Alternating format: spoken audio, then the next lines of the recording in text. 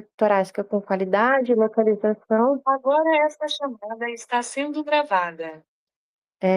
como cardíaca, dor torácica com qualidade, localização e fatores agravantes, aliviadores que indicavam, né, provável origem isquêmica, uma possivelmente cardíaca, que sintomas que sugerem a origem cardíaca, mas sem apresentação clássica da dor, e não cardíaca, que sintomas provavelmente devidos a causas não cardíacas após avaliação clínica ou uma via de decisão de baixo risco em relação à dor.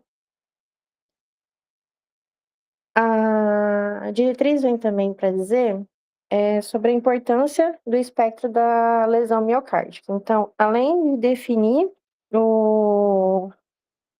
a dor torácica, né, como cardíaca, possivelmente cardíaca e não cardíaca, ela vem definir também que a lesão miocárdica ela é definida pela alteração principalmente de marcadores miocárdicos, como a troponina.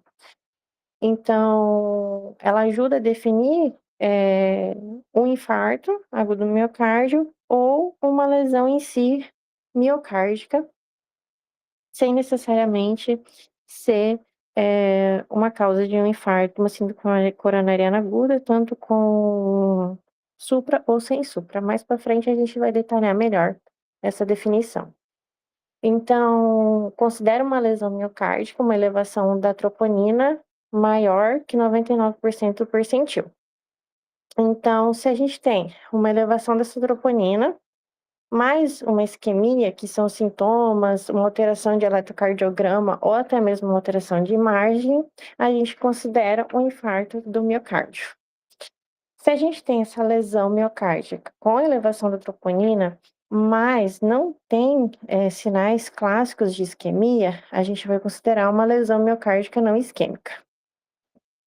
Então, a elevação de troponina é altamente específica para injúria miocárdica, mas não diferencia mecanismos trombóticos, um desbalanço da oferta-demanda ou até mesmo a toxicidade celular. O padrão de lesão miocárdica versus uma lesão aguda versus crônica. Então, uma lesão miocárdica aguda, ela tem uma elevação ou até mesmo uma queda dinâmica da troponina. E os critérios para a gente se basear é uma maior ou igual a 20% se a linha de base for cronicamente elevada ou maior que 50% se os valores estiverem próximo do percentil normal. Já numa lesão miocárdica crônica, os níveis de troponina vão persistir elevados no platô. Então, não vamos ter variações nos exames seriados. Então, vai ter ou pode ter uma variação menor ou igual a 20%. As causas mais comuns são doente renal crônico, insuficiência cardíaca estrutural grave, salinidade e até mesmo diabetes. Então, para a gente dar o diagnóstico de infarto agudo do miocárdio, a gente tem o biomarcador da lesão, que é a detecção da curva da troponina. A diretriz traz bastante que além de poder ter uma ascensão, pode ter uma queda dessa troponina, pelo menos um valor tem que estar acima de 99% do percentil, mas um dos critérios, como sintomas de isquemia miocárdica aguda, eletrocardiograma, então alterações isquêmicas significativas, ou no BRE, ondas Q, desenvolvimento de ondas Q patológicas, na imagem, uma nova perda de miocárdio viável ou alteração segmentar da contratibilidade de padrão isquêmico e, em casos de morte, uma identificação de um trombo coronariano em autópsia. Então, a quarta definição universal de AM, um resuminho, a gente vai ter uma elevação de troponina, um percentil maior que 99%. Se os níveis estiverem estáveis, a gente considera uma lesão miocárdica crônica.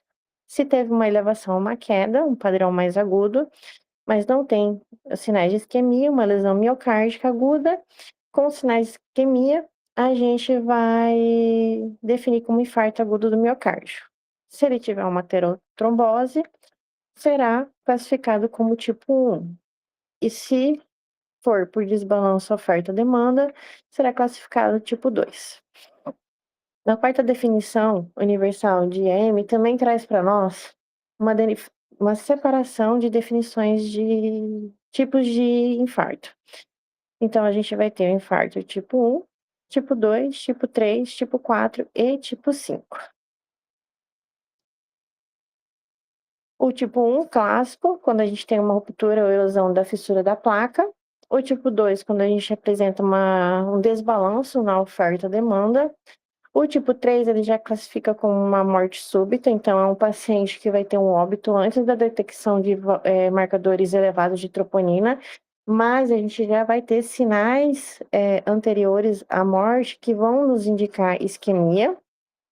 O tipo 4 é relacionado a uma intervenção percutânea, que é subdividido em 4A, 4B e 4C, e o tipo 5, que está relacionado à cirurgia de revascularização do miocárdio.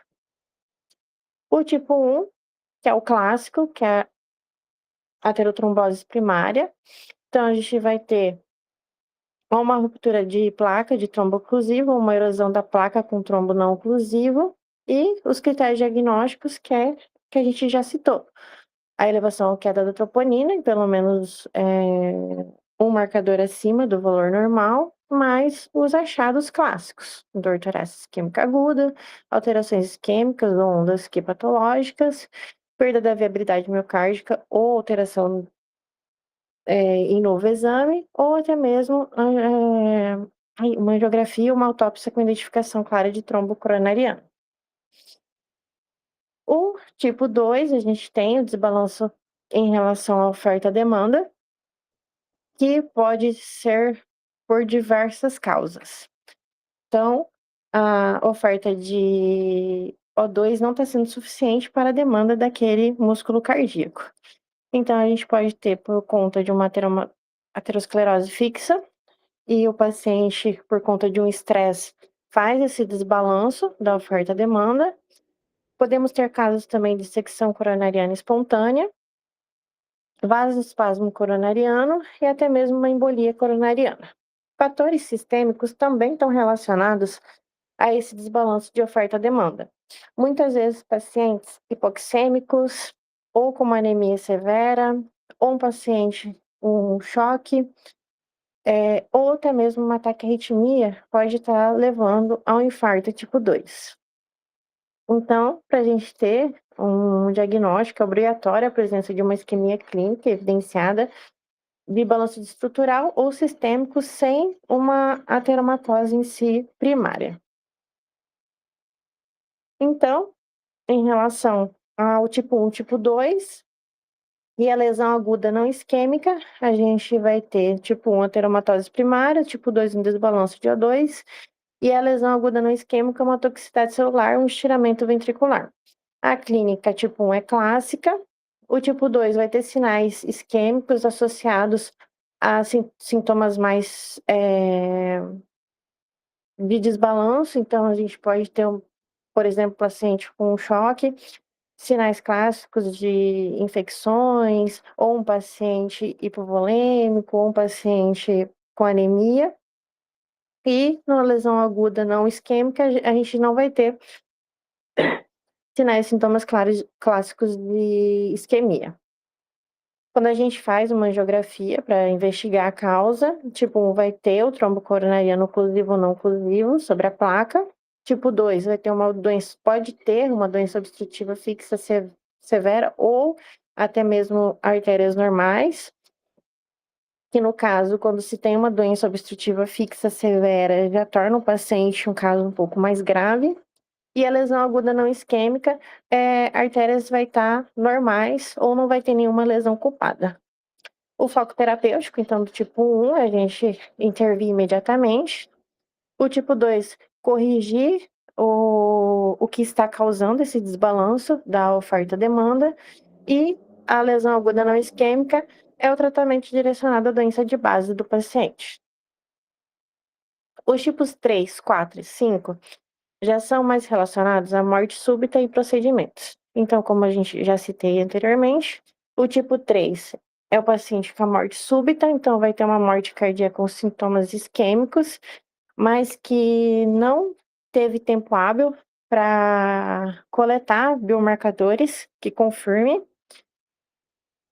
O tipo 4 é relacionado à intervenção percutânea, então tipo 4A, para a gente relacionar, requer que a troponina se eleve 5 vezes o limite superior da do percentil, mais uma evidência de isquemia. Então a gente pode ter um eletrocardiograma, uma imagem ou até mesmo, o estudo percutâneo. 4B é uma trombose de stent, que pode ser aguda, considerada menor que 24 horas, e até muito tardia, que é considerada maior que 1 ano. E a 4C é quando a gente apresenta uma reestenose intra-stent.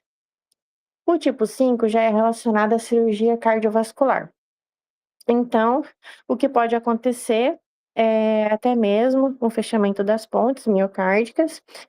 Para caracterizar um tipo 5, requer que a troponina esteja elevada até 10 vezes o valor do percentil normal, mais uma nova onda Q, ou até mesmo, que eu já citei, uma oclusão de enxerto, ou até mesmo nativo, documentada, ou até mesmo perda da viabilidade.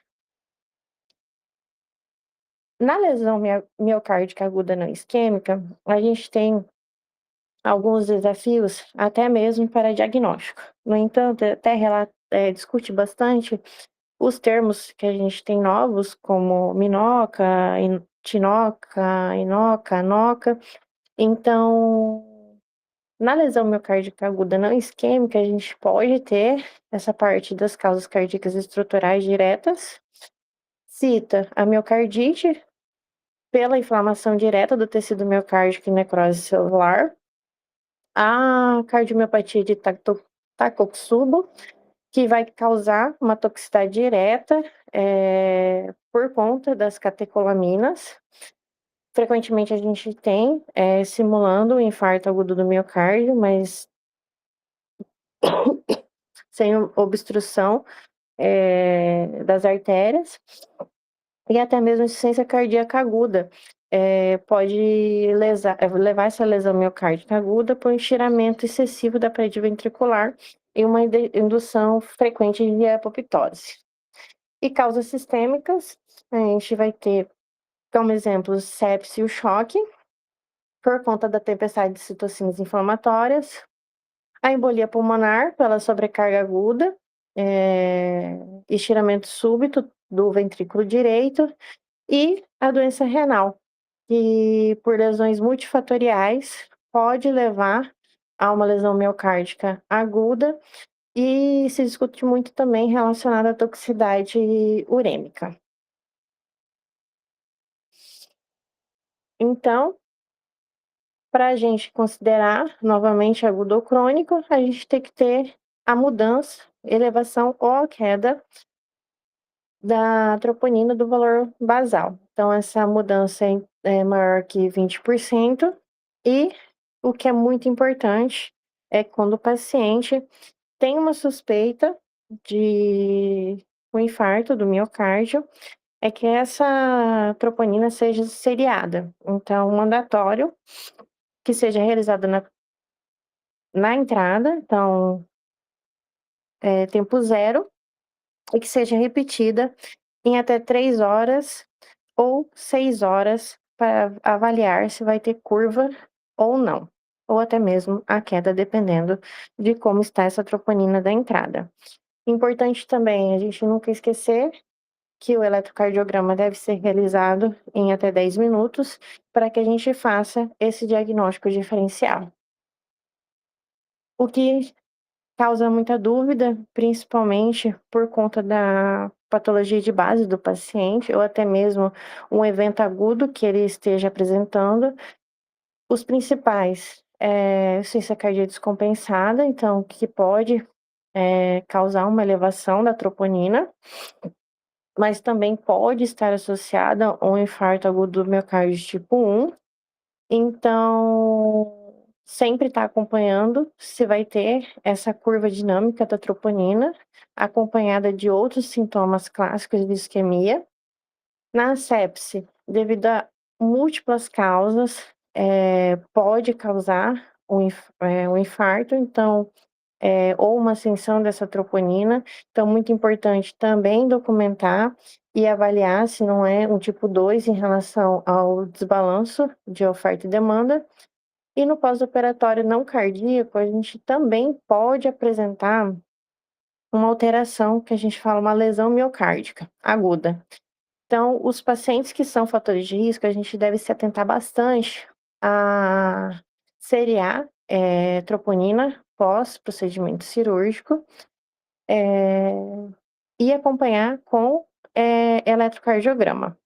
Se tiver uma elevação, uma queda, é importante a gente acompanhar esse paciente e reclassificar. Pode acontecer realmente, dependendo de algumas cirurgias, uma lesão miocárdica aguda, mas temos que ter mais atenção ao paciente que é fator de risco. Na imagem, a gente nunca esquecer, como eu já falei, a realização do eletrocardiograma, ele vai ajudar a definir a, a, a lesão, né? E sinais isquêmicos, como alteração dinâmica, onda equipatológica, novo BRE. E o ecocardiograma, ele vem para auxiliar ao diagnóstico. Ele detecta a normalidade de motilidade regional da parede, ajuda também a avaliar toda a funcionalidade cardíaca, só não auxilia a diferenciar o tipo de infarto. Então, não diferencia tipo 1 do tipo 2, principalmente na diferenciação de vasos e espasmos. Mas ele ajuda muito a, a diferenciar, principalmente de causas estruturais não isquêmicas, como o Takotsubo. A angiotomografia, ela tem um altíssimo valor preditivo negativo, então, excelente para excluir doença arterial coronariana obstrutiva em pacientes de risco baixo intermediário e serve como um diagnóstico, uma modalidade de escolha, um diagnóstico diferencial não invasivo para identificar até mesmo dissecção coronariana espontânea. Na ressonância magnética cardíaca, a gente tem os padrões de realce tardio, que é um padrão isquêmico, então a gente pode ter um padrão isquêmico de realce tardio transmural, subendocárdico focal. O dano sempre vai progredir do subendocárdio, que é a camada interna, para epicárdico, que é um sinal altamente específico para isquemia. No padrão não isquêmico, que envolve miocardite, insuficiência cardíaca, as lesões são um pouco diferentes. Então, pode se apresentar como subepicárdico, mesocárdico e pontos de inserção. Então, normalmente ele poupa o subendocárdico e confirma etiologias diferentes, né, da isquêmica, como inflamatórias, tóxicas ou hipertróficas. É importante a gente sempre acompanhar esse paciente e dar muita importância à clínica. Ah, estudos trazem que o infarto tipo 2 e a lesão não isquêmica, que é a lesão miocárdica aguda, apresentam menores picos absolutos de troponina, mas estão mais relacionadas à mortalidade a curto e longo prazo comparados ao infarto tipo 1. Cito até pela intervenção imediata que a gente tem de protocolos na abordagem do infarto tipo 1. Então, no tipo 1, a gente já tem protocolos estabelecidos de todas as condutas a ser realizadas para garantir uma perfusão do tecido. Já no tipo 2, né, lesão miocárdica aguda, a gente já tem um pouco mais de dificuldade em estar conduzindo esses casos. Então, relaciona muito a uma alta mortalidade.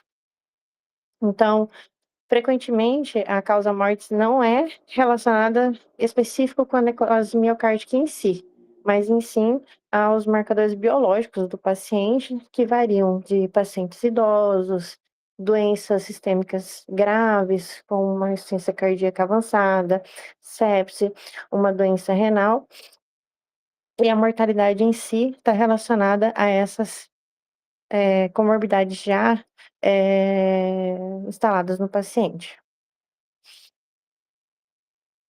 Então, importante a gente detectar o padrão dinâmico da troponina, se nível estável, investigar uma doença crônica de base. Se tiver uma curva aguda, que é uma elevação, uma queda, avaliar a probabilidade clínica de isquemia com eletrocardiograma, com sintomas. Se for baixo ou indeterminada, realizar uma imagem não invasiva. E se tiver uma alta probabilidade, diferenciar em lesão miocárdica não isquêmica, aguda não isquêmica, e tipo 2 e infarto tipo 1. Então, a lesão miocárdica não isquêmica, identificar e tratar o insulto. Tipo 2, corrigir o desbalanço. E tipo 1, acionar protocolo para infarto. Um resuminho, então, do manejo clínico, que a gente já comentou. Tipo 1, a gente vai ter a terapia antitrobótica agressiva, anticoagulação, medicamentosa, conforme o tipo de infarto, uma investigação, imagem invasiva de caráter de urgência e uma intervenção para via de resgate desse tecido. Tipo 2, corrigir rigorosamente a causa de desbalanço,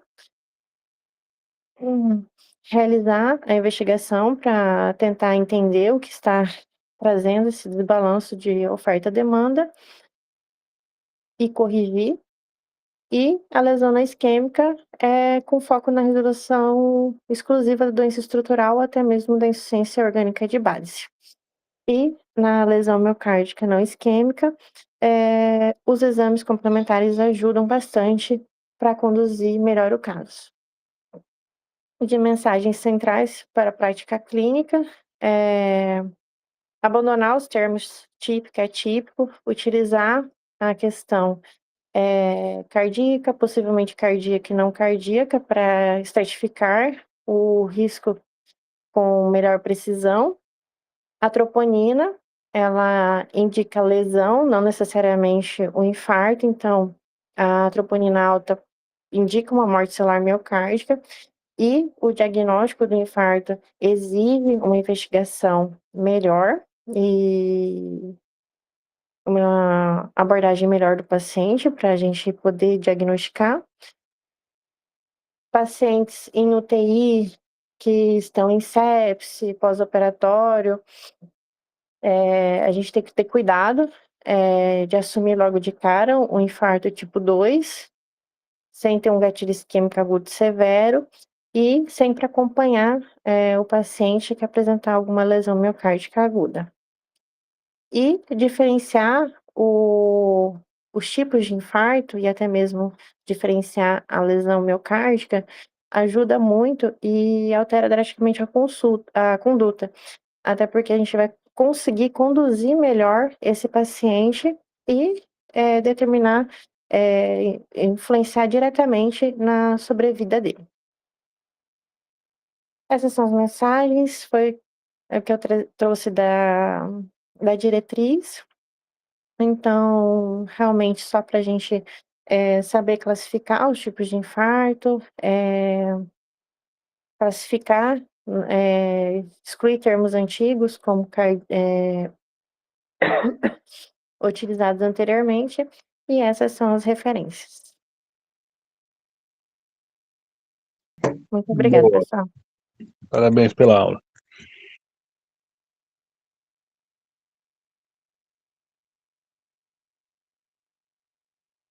Oi, bom dia. Bom dia, prof. Aí, estão me ouvindo. Jaque, muito boa a sua aula. Na verdade, se a gente pegar esse tema, é o que a gente faz todos os dias, né? Em relação ao diagnóstico de infarto e as outras causas. Então, depois dessa definição universal, a troponina se tornou muito mais evidente, tanto que ela é o primeiro critério, né? E também com o advento da troponina ultrassensível, enfim, que ficou mais fácil, né, curvar. Antes a gente tinha que esperar mais tempo, né, para repetir a troponina. E aí depois os desdobramentos, né, disso tudo, né, a MINOC e todas as suas primas, né, porque aí a NOCA, TINOC, NOC, enfim, um monte de NOCA aí para a gente se confundir, mas na verdade, quanto mais vai se estudando e mais vai aprimorando, vai vindo coisas para a gente refinar, né, na verdade.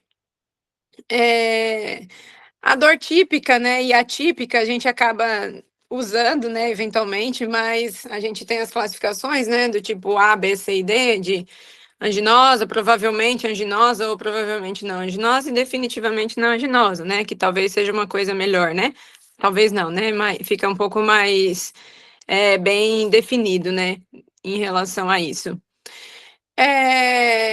E é isso, a gente acaba fazendo muito, assim, o que agora o pessoal tá batendo muito na tecla, que eu acho que tem que ir entrando na nossa cabeça, porque muitas vezes, assim, não tem lesão coronariana, né, pela diretriz ali, né, acima de 50%, enfim, e aí a gente fica mais tranquilo, ainda mais ali no hospital geral, que a gente às vezes não tem como fazer uma ressonância e fazer outros diagnósticos durante a internação, a gente fica ainda mais limitado, né? Porque em serviços privados isso é ressonância, amanhã está sendo feita, então bem mais tranquilo. Mas o que o pessoal vem colocando bastante assim para bater na nossa tecla é em relação a isso, a mortalidade, né? Que não é porque não tem lesão obstrutiva que a gente pode ficar tranquilo, né?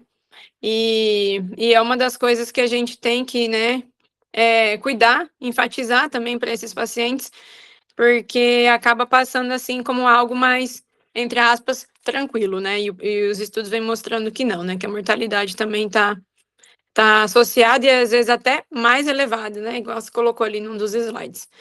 Mas é isso. Eu acho que, via de regra ali, acaba sendo um pouco da nossa rotina, ainda que com limitações, mas foi muito bom e bastante esclarecedor, assim, tá bom?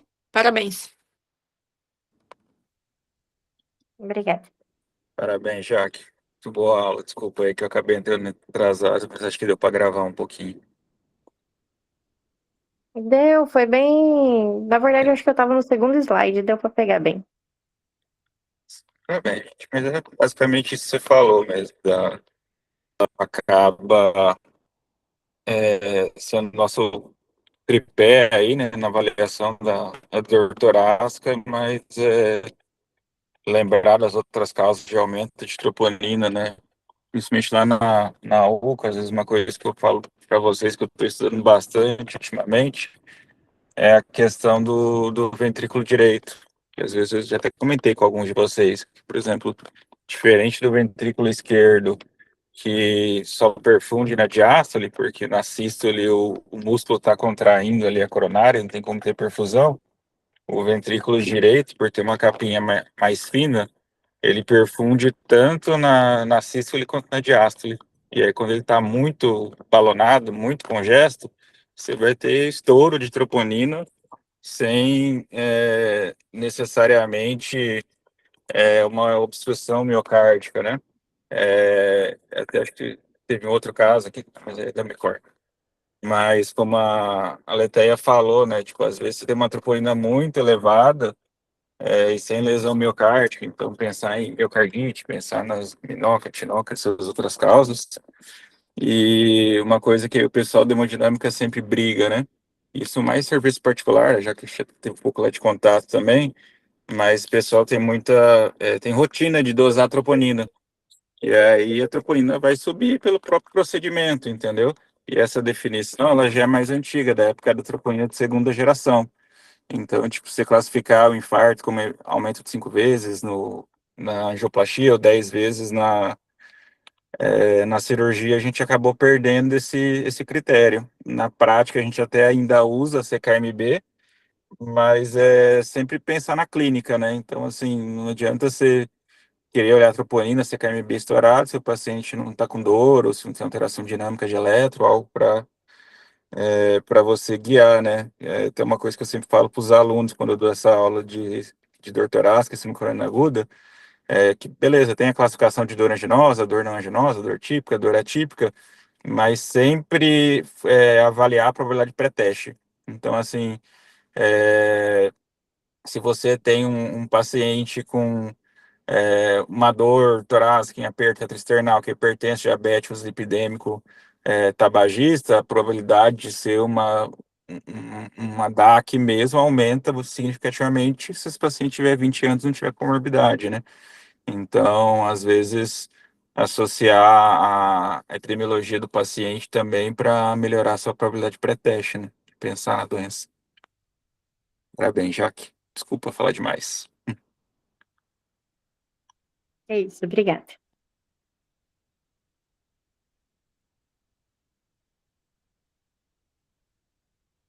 Bom, gente, alguém tem mais alguma coisa para pontuar? Eu acho que hoje a gente se encerra e, gente,